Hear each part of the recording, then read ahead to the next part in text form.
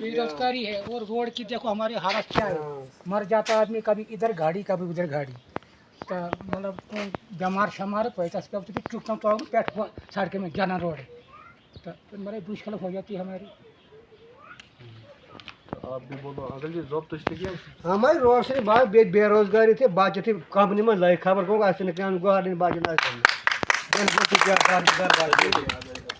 Bahujan Samaj party ने फोगवाड़ द्राब में visit किया, जहां पे हमें देखने को ये मिला और सुनने को ये मिला यहाँ की माताओं बहनों का, बुजुर्गों का, नौजवानों का। सबसे पहले नौजवानों को तो कोई रोज़गार नहीं है, 80 से 100 घर हैं इधर। यहाँ के नौजवानों का ये कहना है कि एक भी लड़के को कंपनी के थ्रू नहीं लगाया गया है। काम के लिए यहाँ पे नौजवान तरसते हैं और हमने देखा यहाँ पे लोगों के घर बंद हैं। यहाँ के लोग दिन भर मजदूरी पे होते हैं और शाम को सिर्फ रात घर में काटते हैं। यहाँ की जो मतलब सबसे पहले नेशनल कॉन्फ्रेंस रही, कांग्रेस रही, आज भारतीय जनता पार्टी के दौर में भी बेरोजगारी, महंगाई और यहाँ के लोगों के साथ सबसे बड़ा विश्वासघात ये हुआ है कि रोड कच्चा रखा है, रोड टूटा हुआ है।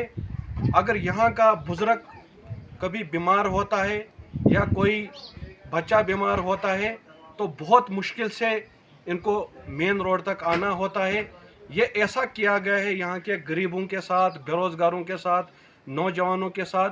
आज तक जितनी भी पार्टियाँ यहाँ पे आई उन्होंने इनको झूठ आश्वासन दे, हमेशा बोला कि इस बार पक्का रोड होगा, इस बार ये नेता लूटमार करने वाले हैं, वोट को भी लूटते हैं और जनता के पैसे को भी लूटते हैं और हर बार गलत आश्वासन देते हैं ताकि इनके हर एक नए इलेक्शन में मुद्दे बनते रहें कि इस बार हम रोड लाएंगे, पानी लाएंगे, बिजली लाएंगे, मगर ऐसा कुछ नहीं होता। और भारतीय जनता पार्टी के खोखले वादे, इनके बगल में एक द्राबशाला पावर प्रोजेक्ट पड़ता है जहां मतलब यहाँ के नौजवानों को कोई रोज़गार नहीं है। उस द्राबशाला प्रोजेक्ट में वहाँ के जो मतलब नुमाइंदे बन के आए थे, चाहे डीडीसी मतलब जितने भी वहाँ पे थे, सिर्फ उन डीडीसीयों के जो भारतीय जनता पार्टी के डीडीसी वहाँ पे बने हैं, उन्होंने सिर्फ अपने घरों का विकास किया, 10-10 करोड़ के काम उधर पकड़े हैं और पूरी फैमिली एडजस्ट की है वहाँ पे और पूरे प्रोजेक्ट को हाईजैक करके रखा है। और उसमें भारतीय जनता पार्टी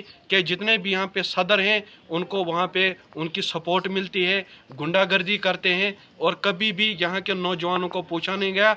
और भारतीय जनता पार्टी के यहाँ पे जितने भी मतलब वर्कर हैं, इनके घर में कभी धर्म के नाम पे वोट मांगने आते हैं, कभी हिंदू खतरे में है उसके नाम पे वोट मांगने आते हैं, मगर यहाँ के लोगों का किसी ने भला नहीं किया। मैं इतना बता देना चाहता हूँ किश्तवाड़ की आवाम से और नौजवानों से और अपने बहुजन समाज के लोग और तथा उनके साथ गरीब वर्ग के लोगों के साथ, इस बार इनको कोई भी वोट नहीं करो, अपना वोट अपने पक्ष में चलाओ। बाबा साहब अम्बेडकर ने हमें वोट का अधिकार दिया था इसलिए कि अपने बहुजन समाज को मजबूत करो ताकि तुम्हारी भी आगे कहीं सुनवाई होगी। बहुजन समाज पार्टी जय भीम, जय भारत, जय बसपा, जय भगत सिंह जिंदाबाद। बहुजन समाज पार्टी जिंदाबाद, बहुजन समाज पार्टी जिंदाबाद, बहुजन समाज पार्टी जिंदाबाद, बहन कुमारी मायावती जी जिंदाबाद, बहन कुमारी मायावती जी जिंदाबाद, बहन कुमारी मायावती जी जिंदाबाद, सुमित जी जिंदाबाद, सुमित जी जिंदाबाद, सुमित जी जिंदाबाद, बाबा साहब अमर रहे, बाबा साहब अमर रहे, बाबा साहब अमर रहे, बहुजन समाज पार्टी जिंदाबाद, अमित जी जिंदाबाद, सुमित जी जिंदाबाद, सुमित जी जिंदाबाद, बहन कुमारी मायावती जिंदाबाद, बहन कुमारी मायावती जिंदाबाद, जिंदाबाद, बहुजन समाज पार्टी जिंदाबाद। पे सरतल गांव में, छान गांव में, यहाँ पे बहुजन समाज पार्टी ने एक दौरा किया जहाँ पे हमें लोगों ने बताया, यहाँ की माताओं बहनों ने, बुजुर्गों ने, नौजवानों ने, माताओं बहनों को तो यहाँ पे जो पिछली बार XMLA रह चुके सुनील शर्मा, जिन्होंने बोला था मैं आपको शाल दूंगा, पर्स में पैसे दूंगा, वो भी सारे वादे खोखले निकले। और यहाँ पे नौजवानों का ये कहना है कि हमें प्रोजेक्ट में नज़रअंदाज किया गया। जब भी हम इसके पास गए इसने कभी भी दरवाजे नहीं वहाँ पे खोले और कभी हमारे साथ सीधी बात तक नहीं की। जब भी हमने कंपनी की बात की हमें बेवकूफ़ बनाया गया, हमारे रिज्यूम दरिया में फेंके गए और यहाँ पे सिर्फ धर्म के नाम पे ही वोट लूटा जाता है। कभी धर्म के नाम पे, कभी शहीदों के नाम पे, कभी अब ये होने वाला है हिंदू खतरे में है। खतरे में कोई नहीं है, खतरे में इनके अपने ठेके हैं, इनकी अपनी कमीशनें हैं जो प्रोजेक्टों से कमीशन लेते हैं। आज तक से प्रोजेक्टों से इन्होंने कमीशनें ली, बाद में अफसरों को वहाँ पे बोलने लगे हमें ये लड़के लगाओ, तो अफसरों ने इनको नहीं माना, तब जाके किश्तवाड़ का यूथ नहीं लग रहा है।